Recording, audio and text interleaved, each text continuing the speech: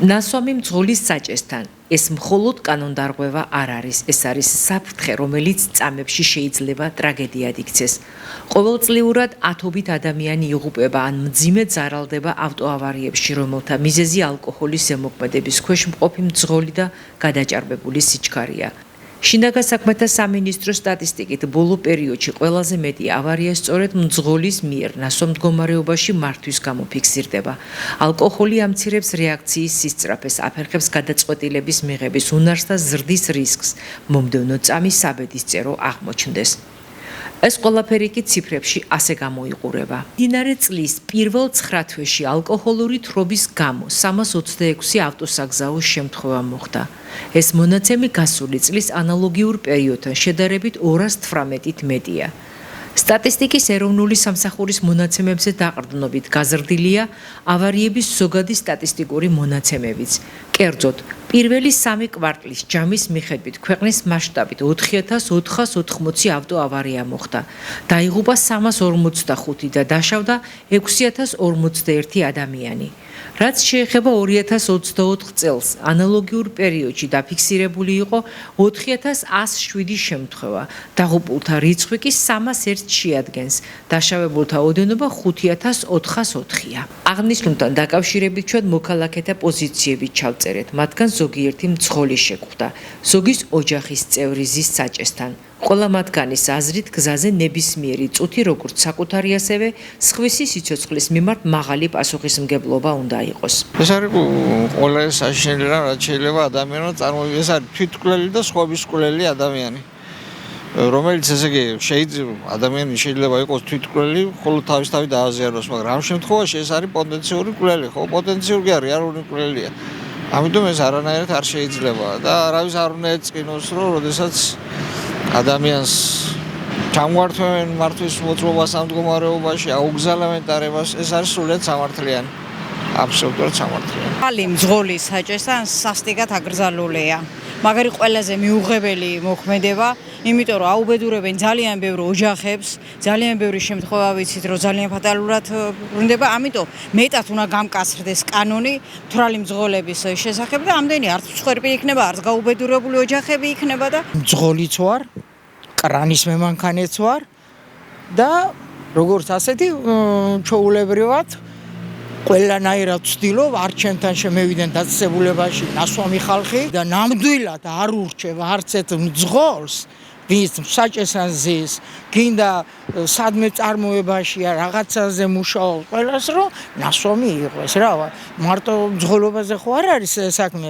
ყველგან წარმოება არის, დაწესებულება არის, ხალხთან გვაქვს მისვლა, მოსვლა და უნდა იყოს ფრთხილად უყველა. და ურჩევს უყველას სიფრთხილე გამეიჩინოს, უნდა პირველ რიგში მაგარი საშიში. რა ვარ, თავისთავისთვინ არის საშიში. ისე სხვისთვინაც არის და უნდა გაითვალისწინონ ეს რომ არ უნდა დაждდნენ ნამდვილად ნასვამი მდგომარეობაში, ვინც არ უნდა იყვეს. დაშიშია რა თქმა უნდა, თავისთავისას ვისვისაც. აი, თავისთავი თუ არ აინტერესებს სხვა. თავისთავად ცხადია, ნასვამი მძღოლის საჭესთან არ უნდა დაждდეს. მაგე ყველანაირად მე თვითონ შილების მანქანების პატრონები არიან, მძღოლები არიან, მაგრამ ნასვამი ისინი არასოდეს არ დავждარან და არ ცხას ურჩევ რომ ნასვამი დაждდეს. ამკაცრებული წესები სამწუხაროდ რეალობას ვერ ცვლის. პერიოდულად გამოქვეყნებული სტატისტიკა სწორედ ამაზე მიუთითებს. ნასვამი მძღოლის საჭესთან გადაჭარბებული სიჩქარე და სხვა დარღვევები ფონდის პარტნიორობა საგზაო უსაფრთხოების დირექტორის ირაკლი იზორიას თქმით, აუცილებელია ქულათა სისტემას მიებას. სახელმწიფო მუშაობს სიჩქარის მენეჯმენტის მიმართულებით, ეს არის კომპლექსური საკითხი, ვიცით რომ საგზაო შემთხვევების პირველი გამომწვევი მიზეზი სიკვდილიანობისა და დაშავებულობის არის სიჩქარის გადაჭარბება. ყოველწლიურად ხდება მზარდად და პრობლემის მოგვარება ვერ ხერხდება, გამომდინარე იქიდან რომ სიჩქარის გადაჭარბების ფაქტებზე მხოლოდ ბოლო 2024 წლის განმავლობაში სადღაც 1,5 მილიონი ჯარიმა დაწერილი და ეს ფაქტები არ არის მიბმული ქულათა სისტემაზე. შესაბამისად ადამიანები განუსაზღვრელად იხდიან ამ თანხებს, ვისაც აქვს ამის საშუალება და მაინც სიჩქარის გადაჭარბებით მოძრაობენ.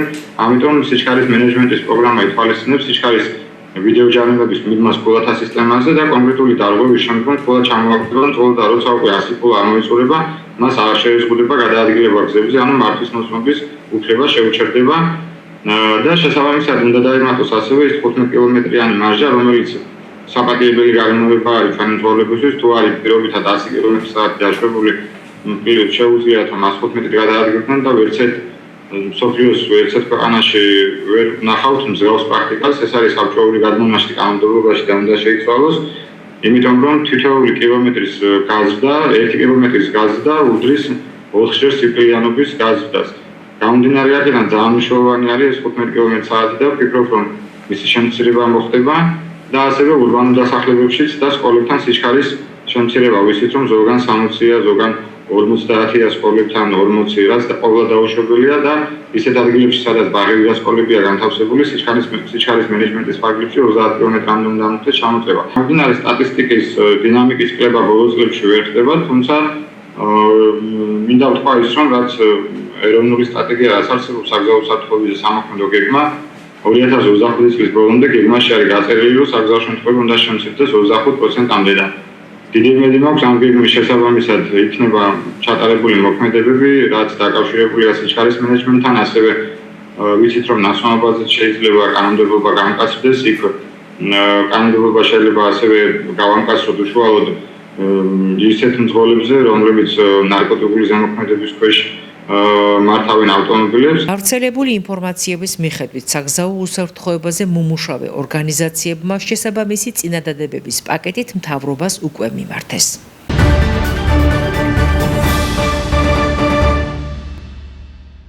პენსიონერთა გარკვეულ ნაწილს საბანკო ბარათების შეცვლა მოუწევთ. კონკრეტულად კი იმ პენსიონერებმა, რომლებსაც ეგრეთ წოდებული უჩიპო საპენსიო ბარათები აქვთ. 2025 წლის ბოლომდე ეს პლასტიკური ბარათები უნდა შეცვალონ. წინააღმდეგ შემთხვევაში არსებული ბარათებით ისინი პენსიის გატანას იქამდე ვერ შეძლებენ, ვიდრე ახალ ბარათს არ მიიღებენ. პენსიონერს ახალი ბარათის შესაკვეთად შეუძლია ბანკის ნებისმიერ ფილიალს მიმართოს. მომსახურება უფასოა. იმ შემთხვევაში თუ პენსიონერს გადაადგილების პრობლემა აქვს, ოჯახის წევრს შეუძლია ლიბერტი ბანკში დარეკოს და ბინაზე მომსახურება მოითხოვოს. ასეთ შემთხვევაში ბანკის წარმომადგენლები ადგილზე თავად მივლენ. ახალი ბარათის მისაღებად პენსიონერის პირადობის მოწმობა აუცილებელია.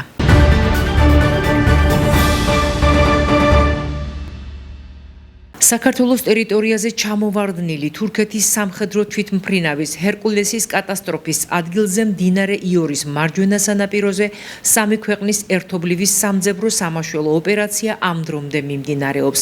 კატასტროფის ადგილზე გაზრდილია ძებნაშველის ოპერაციის არეალი. სიღნაღის მუნიციპალიტეტში საქართველოს საზღვრიდან დაახლოებით 5 კილომეტრში თურქულმა სამხედრო თვითმფრინავმა ავიაკატასტროფა 11 ნოემბერს განიცადა. ირკვევა, რომ თვითმფრინავი რეისს აზერბაიჯანი-თურქეთის მიმართულებით ასრულებდა. აზერბაიჯანული მედიის ცნობით თვითმფრინავში ასაფეთქებელი მოწყობილობები ან ნივთიერებები არ ყოფილა. მასში მხოლოდ F-16-ის სათადარიგო ნაწილები იყო. ერთ-ერთი გამოცემის ინფორმაციით კატასტროფის მიზეზი შესაძლოა კოროზია ყოფილიყო, რადგან თვითმფრინავი დიდი ხანია ექსპლუატაციაშია. მეორე ვერსიით მასში ტვირთი მოთხოვნების მიხედვით არ იყო გადანაწილებული, რასაც შეეძლო ტურბულენტობა გამოეწვია. აფრენამდე კი თვითმფრინავმა ყველა პროცედურა და შემოწმება უმცირეს დეტალებამდე გაიარეს, რაც აეროპორტის კამერებმა დააფიქსირეს აზერბაიჯანში. ჩამოვარდნილი თვითმფრინავის ბორტზე 20 სამხედრო პირი იმყოფებოდა. დაღუპულია ყველა. მათი ფოტოები და სახელები და გვარები თურქეთის თავდაცვის სამინისტრომ გამოაქვეყნა.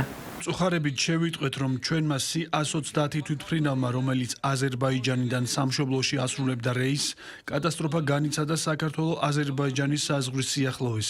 ვაგრძელებთ კოორდინირებულ ძალისხმევას თვითმფრინავის ფრაგმენტების მოსაძიებლად შესაბამისი ქვეყნების ხელისუფლებებთან ერთად. ვიმედოვნებ ამ უბედურ შემთხვევას მინიმალური დანაკარგები მოყვება. მომხდარის გამო ქვეყნის პრემიერ-მინისტრმა ირაკლი კობახიძემ თურქეთის პრეზიდენტს სამძიმარი გამოუცხადა.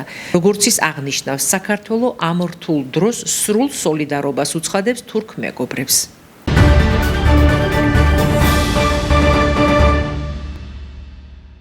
კრიმინალური პოლიციის თანამშრომლებმა ნარკოდანაშაულის ბრალდებით 7 პირი დააკავეს.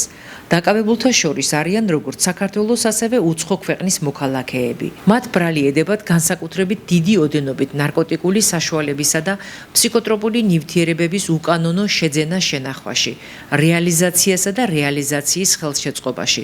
დანაშაულები 20 წლამდიან უვადო თავისუფლების აღკვეთას ითვალისწინებს. სამართალდამცველებმა ბრალდებულების პირადი და საცხოვრებელი სახლების ჩხრეკის შედეგად ჩატარებული საგამოძიებო ექსპერიმენტის დროს მათ მიერ მითითებული ადგილებიდან ნივთმტკიცებად ამოიღეს სარეალიზაციოდ გამზადებული განსაკუთრებით დიდი ოდენობით სხვადასხვა სახის ნარკოტიკული საშუალება. ასევე პოლიციის მიერ ამოღებულია ნარკოტიკული საშუალებების დაფასოებისთვის საჭირო მასალები, ელექტროსასწორები, ბრალდებულების მიერ უკანონოდ გაყიდული ნარკოტიკი და სავარაუდოდ ნარკოტიკების რეალიზაციის შედეგად მიღებული ფული. მიმდინარეობს გამოძიება.